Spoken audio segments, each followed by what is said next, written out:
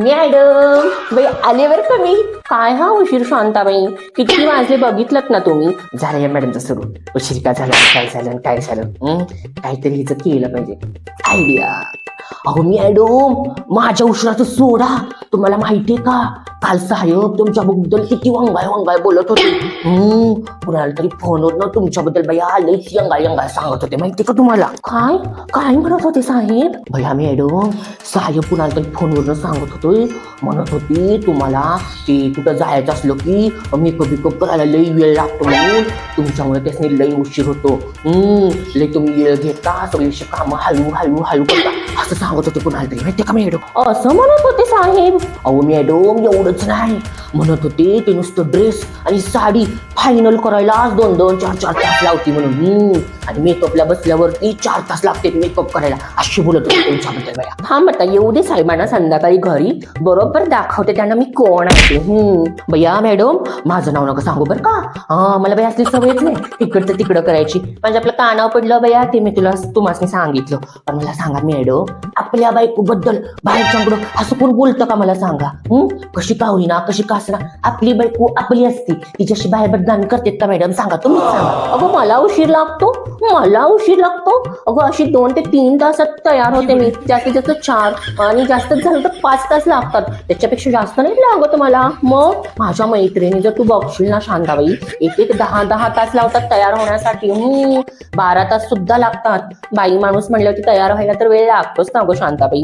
3-4 तास असे जास्त नाही येत लगेच तयार होते मी. पटकन असे 3 तासात तयार होते मी. आणि ड्रेसचं म्हणशील तर ड्रेस सिलेक्ट करायला किती तास वेळ लागतो. आणि स्वतःला काही माहितीये का ड्रेसचं सिलेक्शन वगैरे कसं करतात ते.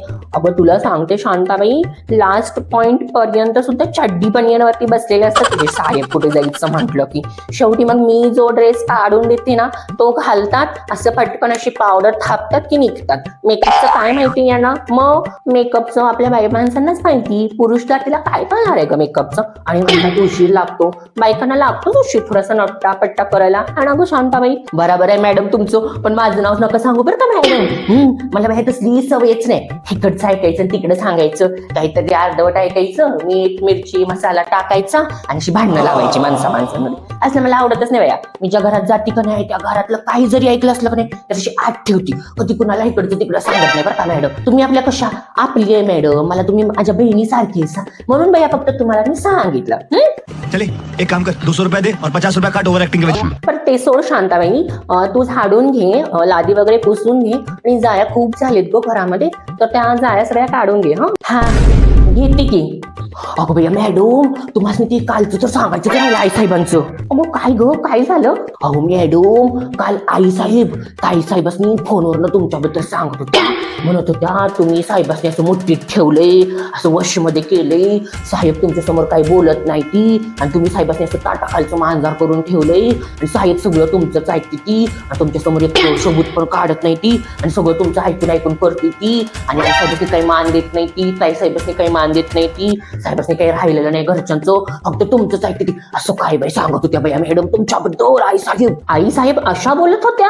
थांब आता बघतेच बराबर मी आई साहेबांकडे. मी ह्या घरासाठी किती करते शांताबाई तुला पण माहिती. तरी ह्या असं बोलतात ग. मग मला राग येणार नाही का ग बिचारीला. हा ना मॅडम मी बघते ना मॅडम तुम्ही किती बाया ह्या घरासाठी बोलत असतं किती झटत असतं. तर मला तुमची काळजी वाटते मॅडम म्हणून फक्त तुम्हाला सांगितलं. हो मॅडम पण असं कोण म्हणतं का घरातल्या पळणाऱ्या माणसाला तुम्ही किती करता बाई ह्या घरासाठी.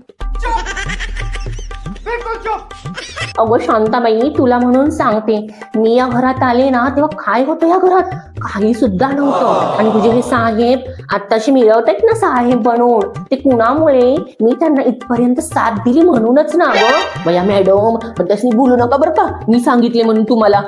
मला तर बया तसली सवयच नाही. तिकडचं ऐकायचं आणि तिकडं सांगायचं भांडणं लावायची ह्याची त्याला चुगल्या लावायच्या ह्याचं तिला सगळं असं सांगायचं. असली सवय आपल्याला अजिबात नाही. आपलं काम भलं आणि आपण भलं अशीच असते बाई आम्ही.